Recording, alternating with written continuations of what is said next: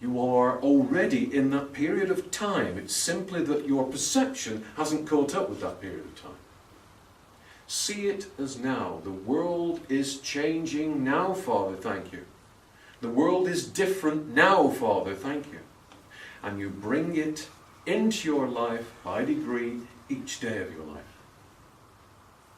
Does that make sense? Another question, please.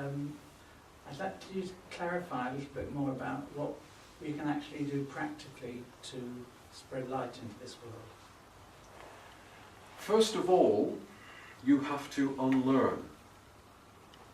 You have to realize that many, a great many of the concepts that you have been brought up into are wrong. You have to understand where you come from, and you have to understand where you are going to. You have to understand that you are a part of God, that you are a light, that you are an angel. You have to understand that this world is sticky.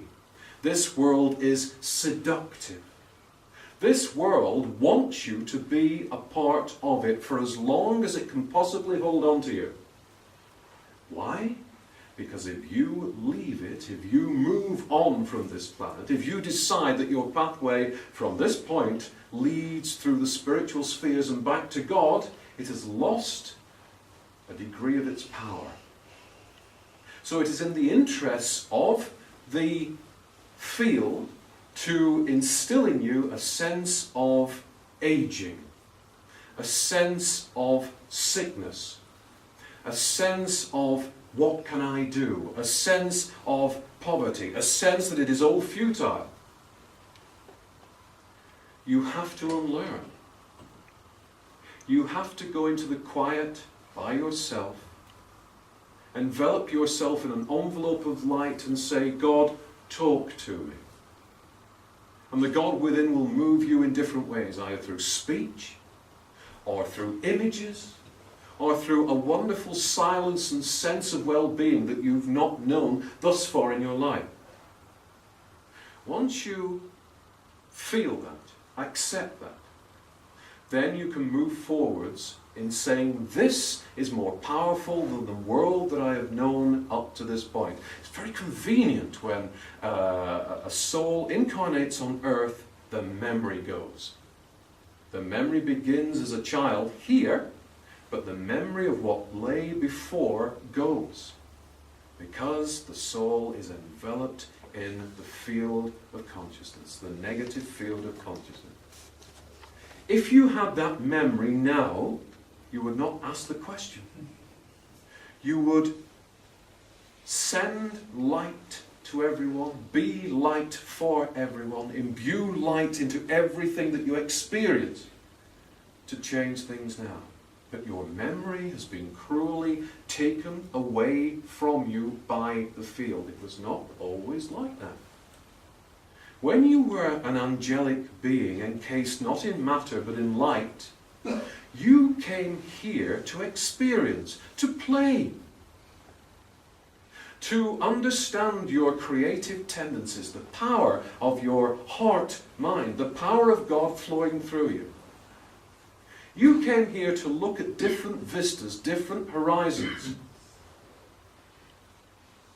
And you had a connection to God that you knew consciously. That feeling of peace was with you consciously and always, because you knew where you'd come from. You knew that at a certain time you could move out of this area of play and return to another sphere of consciousness. Unfortunately, none of us, none of you, has that luxury now. You return here and your connection to God is still there, but your memory of God, your memory of things beyond this physicality is taken away from you. So your key to changing things is to begin to remember. Because as you begin to remember who you are, and remember the God that is at the heart of you, you begin to forget the effects of the field. And the stronger you grow in God memory, in an assurance each day that you are a part of God, that nothing can harm you, and that you are here to send out the light, the stronger you grow, the effects of the field grow less on you. You will shrug off illnesses that would previously have brought you low. You will not invest time and power into political movements that you now see to be mistaken. You will not invest time and power and anger as you watch the box in the corner. You will withdraw from all those things, and instead you will remember who you are, and you will remember who everyone else is too. And in remembering who the old friends are around you, you will greet them with love, and you change the world, and you change their world from within. It's a wonderful thing. It is a wonderful thing, but so hard for so many people to do because they are steeped in the illusion. Because they are trapped in the play. They can't get off the stage. They can't see the audience. They just keep repeating the same lines again and again and again. It has to stop. Does that make sense? Yes, fantastic, thank you. Another question, please. Joseph, could I ask you, I'm Deborah, you mentioned about the world wanting to hang on to people. Do we still have new souls being brought into the world, or have we got like a circulation of existing souls that are being reincarnated? That is an excellent question. God is constantly putting out tendrils of himself. Children is constantly sending out fragments, facets of himself into all areas of physical and spiritual universes, so that those fragments can bring back to him the sum of their experiences. So that those fragments can discover more about each other and more about him.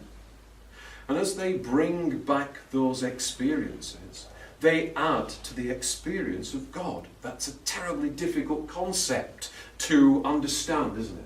Because your religions tell you that God is perfect, and yes, he is. But God advances. If you are part of God and you progress, which you do during your life, if you are made in God's image, if you progress, doesn't it follow that God progresses? And God progresses through new experiences, through new delights experienced through the sparks that he sends out into his creation and your creation, because you are creators too. The problem with the earth at the moment is that because of the effects of the field, souls who return to higher levels of consciousness also wish to return to this planet. They are presented with a full story when they arrive on the steps of evolution, spiritual evolution as it were.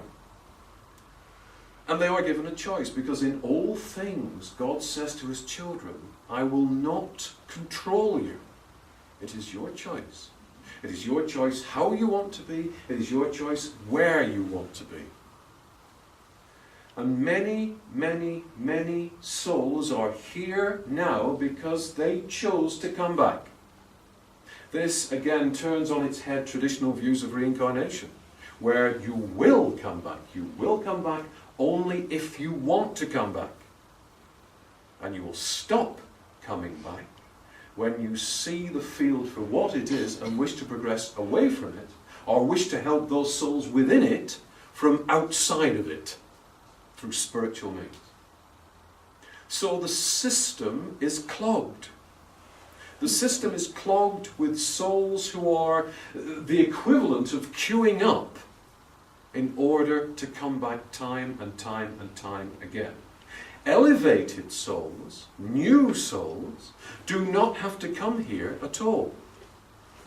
In their first spark of implied separation, because souls are never truly separate from God. There is no separation. There is no separation in this room. In their first moments of implied separation, they are given a choice at soul level as to where they go.